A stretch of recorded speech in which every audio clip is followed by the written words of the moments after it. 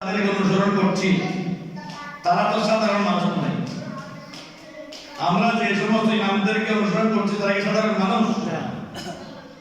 হযরতে ইমাম আযম ইমাম আবু হানিফা রাহমাতুল্লাহ আলাইহি, তিনি হানাফি মাযহাবের ইমাম।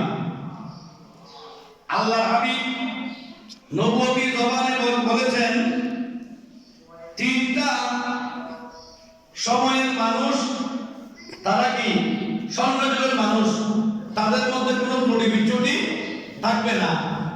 স্বর্ণযুগ কয়টা বলেছেন? তিনটা বলেছেন। একটা হচ্ছে তাবি, একটা হচ্ছে সাহাবা, তাবি তবে তাবি। সাহাবার যুগ, তাবিনের যুগ, তবে তাবিনের যুগ। সাইয়েদনা ইমাম আযম আবু হানিফা রাহমাতুল্লাহ আলাইহি উনি সাহাবাদেরকে দেখেছেন, বড় করে বলুন সুবহানাল্লাহ। প্রায় 10 জন সাহাবার সাথে ওনার সাক্ষাৎ হয়েছে, তার মধ্যে তাবি, উনি কি তাবি। তো উনি যেহেতু সাহাবাদের অনুসরণ করে হাদিস মুতাওয়াতির করেছেন, হাদিস রিওয়ায়াত করেছেন, হাদিসগুলো সংরক্ষণ করেছেন, হাদিসগুলোকে সন্নিবেশ করেছেন, ওনার হাদিস এবং ওনার মাসলা মাসাইলের মধ্যে অন্যান্য তিনজন ইমাম যারা ছিলেন ওনারা সকলে ঐকমত্য পোষণ করেছেন। সুবহানাল্লাহ। যেদিন হযরতে ইমাম আযম আবু হানিফা রাহমাতুল্লাহ আলাইহি জমিন থেকে তশরিফ নিয়েছেন, সেদিন হযরত ইমাম সাহেব রাহমাতুল্লাহ আব্বা যান ইমাম সাহেব রাহমাতুল্লাহকে নিয়ে ইমাম আযমের সাক্ষাৎ এসেছেন ওনার বাড়িতে। বড় করে বলুন সুবহানাল্লাহ। এসে দেখতেছেন ইমাম আযমকে কাঠের উপর কি করেছেন, শোয়ে রেখেছেন। সবাই চতুর্দিকে জানানোর প্রস্তুতি দিচ্ছেন। উনি জিজ্ঞেস করলেন, ইমাম আযম রাহমাতুল্লাহ আলাইহি কোথায়? বলেন ইমাম আযম তো জমিন থেকে বিদায় নিয়েছেন। তিনি বলেন, আমি তো বাচ্চাকে নিয়ে এসেছি ইমাম আযমের সাক্ষাতের জন্য, কি করব? তিনি অনেক চিন্তা ভাবনা করে সেদিন ইমাম সাহেব রাহমাতুল্লাহ আলাইহিকে ইমাম আযমের খাটিয়ার নিচে বসিয়ে দিলেন। খাটিয়ার নিচে ভাবে ধরে আছেন। বিশম্বর বরকাত থেকে নেওয়ার পরে বলেছেন, ইমাম আযম রাহমাতুল্লাহ আলাইহি 100 ভাগ জ্ঞান গভীরতার 99 ভাগ জ্ঞান আমার ইমাম শাফিঈকে ইমাম আযম দান করেছেন। সুবহানাল্লাহ।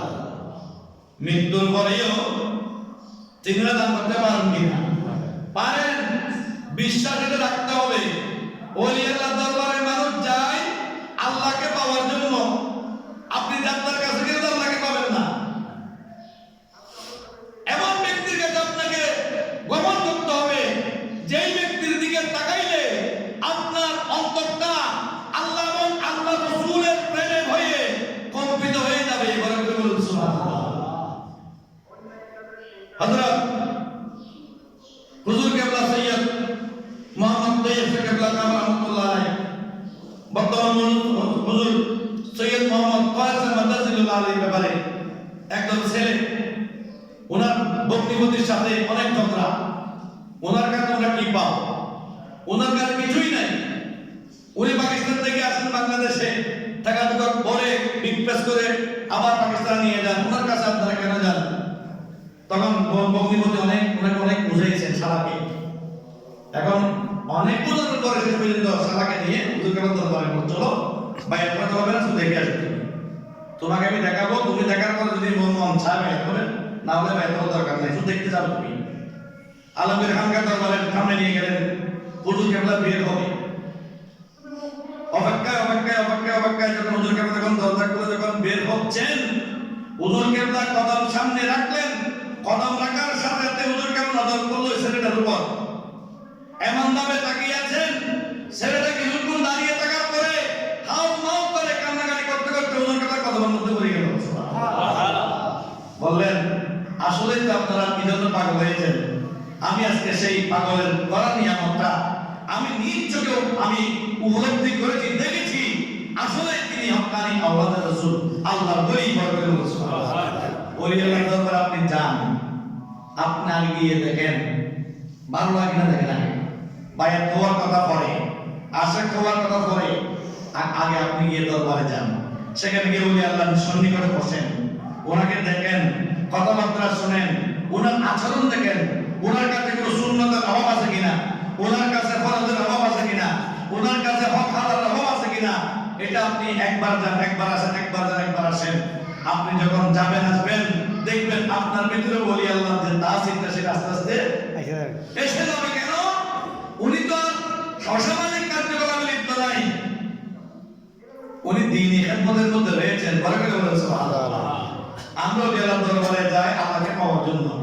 ওলি আল্লাহ যদি আমার উপর রাজি হন, ওনার কথা মতো যদি আমি যদি আমার জীবনকে চালাইতে পারি, দেখবেন ওই চালানোর ভিতর দিয়ে সিরাতুল মুস্তাকিমের পথ আমি পেয়ে যাবো, বড় করে বলেন সুবহানাল্লাহ। এজন্য বলছি ওলি আল্লাহর দরবার যান, ওনাদের সাথে বিয়াদবি করার সুযোগ নাই, ওনাদের সাথে মশকরা করার সুযোগ নাই। আপনি দূর থেকে মশকরা করতেছেন, আপনি সামনে গিয়ে বসেন, দেখবেন আপনার মশকরা করার যে মানসিকতা সেটার পরিবর্তন ঘটে, ইশক মুহাব্বত আপনার ভিতরে প্রবেশ হয়ে যাবে। সুবহানাল্লাহ।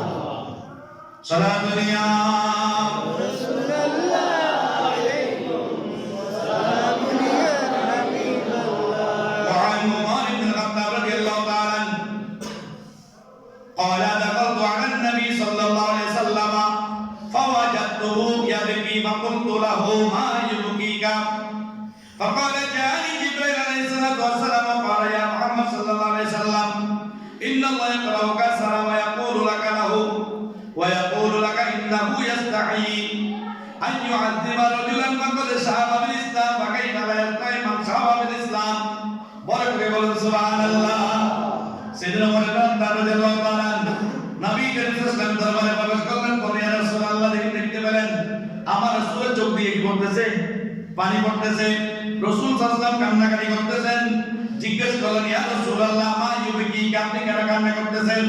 আমার রাসূল বললেন মাকালা জানি জিবরাইল, আমাকে জিবরাইল আসলেন এবং বললেন ও আল্লাহর নবী, ওই সমস্ত মানুষদের ব্যাপারে আল্লাহ আপনাকে অভিহিত করেছেন এবং সালাম দিয়ে বলতেছেন ইন্নাহু ইয়াস্তাহি আন ইউআযযিব রাজুলান ফাকাদ শাবা বিল ইসলাম। ও আল্লাহর নবী, ওই সমস্ত মানুষদেরকে আল্লাহ আযাব দিতে লজ্জাবোধ করেন। সুবহানাল্লাহ। আযাব কি করেন? লজ্জাবোধ করেন। আল্লাহ শর্মিন্দা হয়ে যান মানুষগুলা। ফাকাদ শাবা বিল ইসলাম, এই সমস্ত মানুষ আমি দিন ইসলামের মধ্যে আছে মুসলমান বলতে দাড়ি সাদা করে ফেলেছে, দাড়ি করেছে সাদা করে ফেলেছে, কিন্তু এখনো তার ভিতর থেকে খারাপ মানসিকতা বের হয় নাই। এখনো সে খারাপ কাজ করতেছে, সুদ ঘুষ রাহাজানি গীবত পরনিন্দা করতেছে। এই সমস্ত মানুষরা কেন আল্লাহকে লজ্জাবোধ করে না? কেন তাদের ভিতরে আল্লাহ লজ্জাবোধ আসে না? স্বয়ং নিজে আল্লাহ লজ্জাবোধ করতেছেন তাদেরকে কষ্ট দিতে, আর তারা কেন আল্লাহকে লজ্জাবোধ করেন না? বড় করে বলেন সুবহানাল্লাহ। আমার রাসূল আল্লাহ খবর দিয়েছেন আমার মধ্যে থেকে বলেন তারা যেন শুদ্ধ হয়ে যায়, সচেতন হয়ে যায়। আল্লাহ আমাদের বুঝার তৌফিক দিতে বলে আমি সিদ্দিক আকবরের ফাতে কিন্তু এই মাসে চেষ্টা করবেন করার জন্য।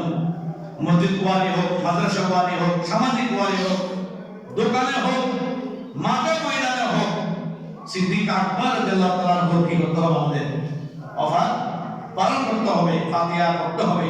আল্লাহ আমাদের করার তৌফিক দিতে বলে আমিন। ওয়া আখিরু দাওয়ানা আলহামদুলিল্লাহি রাব্বিল আলামিন। আসসালামু আলাইকুম ওয়া রাহমাতুল্লাহি তাআলা ওয়া বারাকাতুহু।